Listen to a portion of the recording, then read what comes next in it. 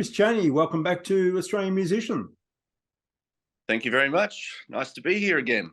Yeah, in the new world of Zoom. Yes, we're chatting today about blues on Broadbeach mainly. How have you and the Gold Coast got along over the years? Have you had some good memories up there? I've had very good memories of the Gold Coast for several reasons. My grandparents used to live there when I was a kid, so we would go and visit them at least once a year, which was nice. So Gold Coast back then was like, paradise, of course, if you grew up in Melbourne. Not only did I see my grandparents, but it was, warm and palm trees, and probably explains why I moved to LA and loved it so much there. And but the band has also had quite a good history with the Gold Coast. We played a lot of early sort of rockabilly festivals like Grease Fest and the Winter Sun festivals.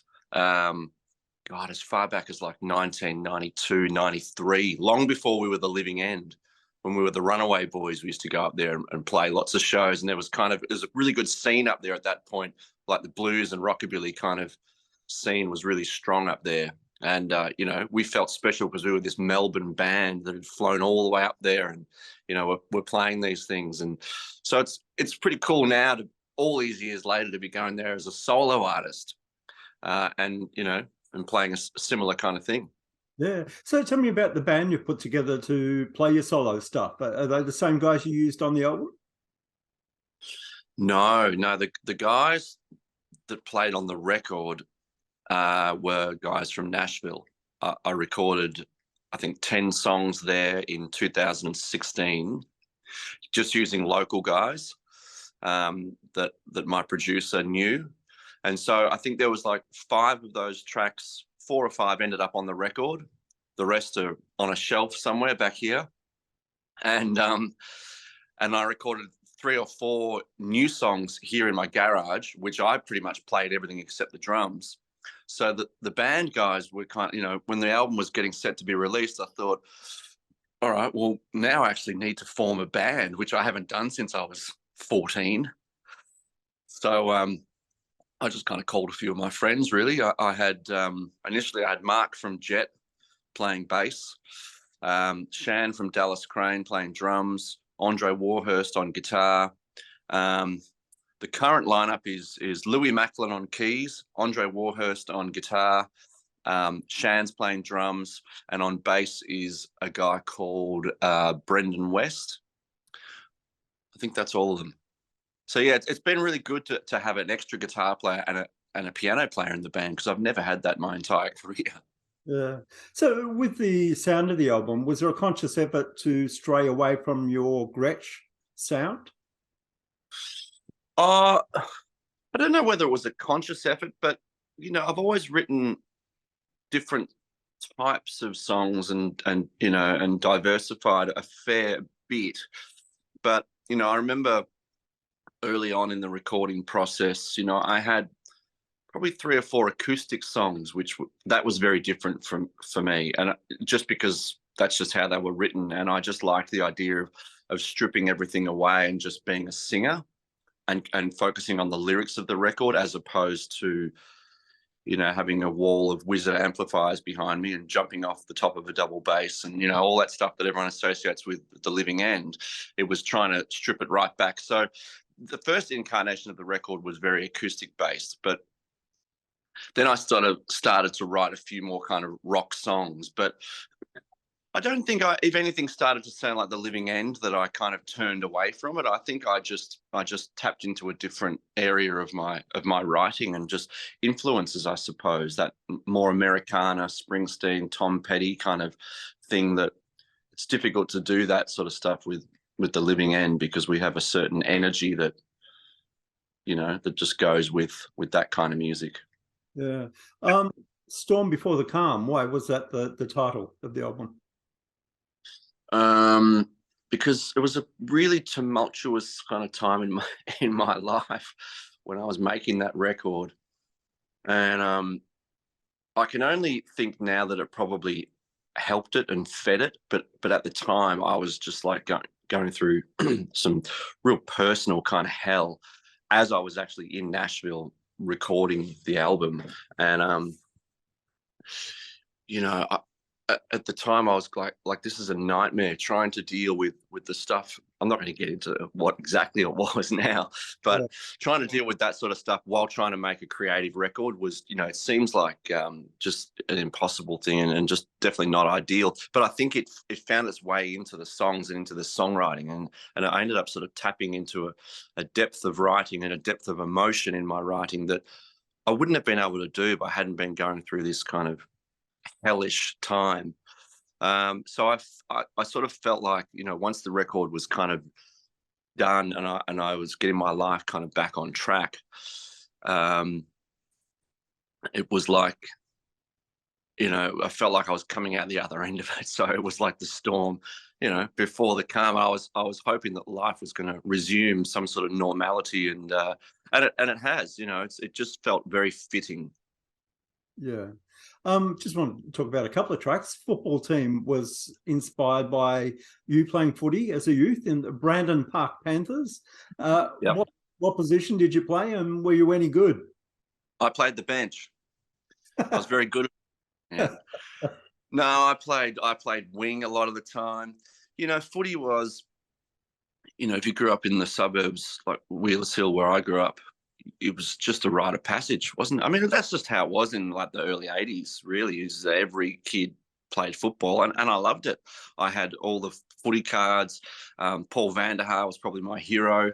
This is long before I discovered Elvis. It was all about football players and going to games and stuff. So so that song, it's very sentimental, I suppose. It's funny, I would never have written a song like that back in 1997. I just wouldn't have done it. I needed to get further down the road to start looking back. I think that's what you do in life, and especially as a songwriter. You do start looking back, and things definitely get more complicated as you get older.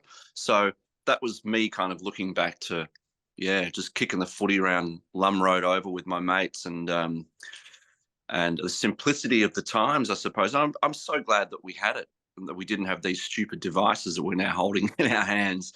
That climbing a tree and kicking a footy was enough.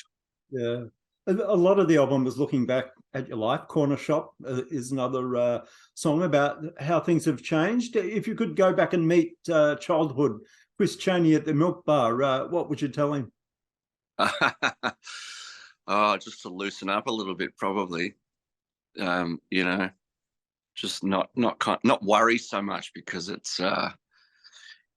it just doesn't matter, does it? I think I've been pulling out all this old memorabilia and stuff from the living end, been going through sort of old crates and boxes and things, and finding these old tour itineraries and things. And man, we were so busy, between sort of 98 and 2001, when our first two records came out, we were scarcely home. We just toured the world, and it was amazing to look through these itineraries, like Germany one day, then we were in Sweden, then we'd be in Japan, then we were back here at the ARIA Awards, and then we were going to America, playing Letterman, doing all these amazing things. And I don't know if I really appreciated it as much at the time as I do now, because I was so focused on the work. I was so focused on doing a cracker gig every night, and I was nervous a lot of the time about everything that was coming up. So I would go back in time and tell my younger self, man, just enjoy it a little more and go with the flow, because I now realize how lucky we were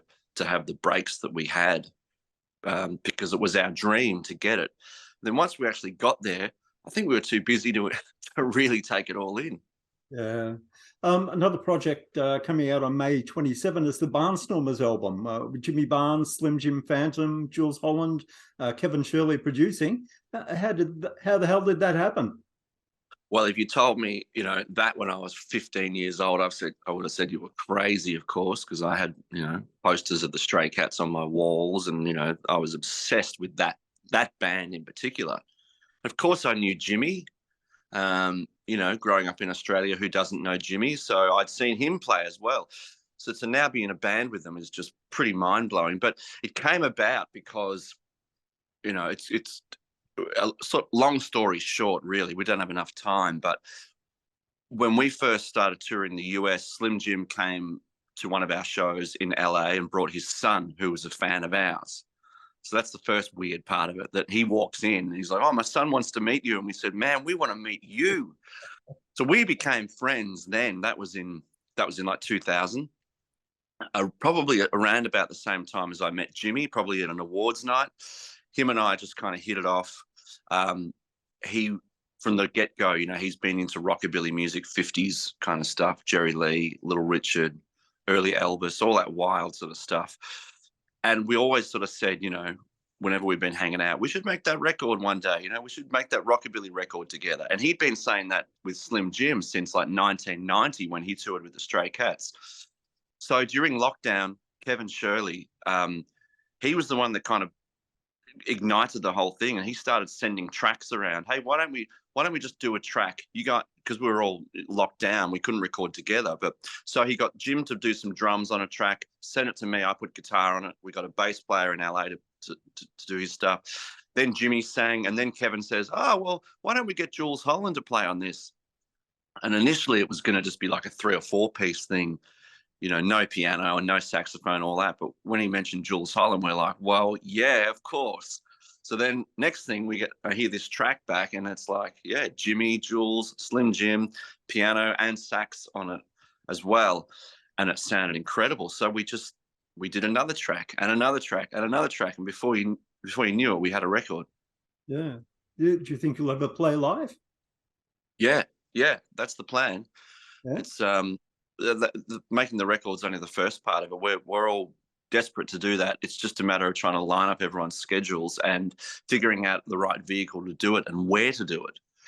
But I have a feeling there might be some stuff in Europe maybe at some point, which people in Australia aren't going to be too happy about. But it might just end up that we're all there, and then we'll bring it back here. But yeah, I'm itching to do it, because that's going to be the real thing. You know, it's this music is about the guys, you know, playing it in a room and having that energy. And I just know it'll be amazing.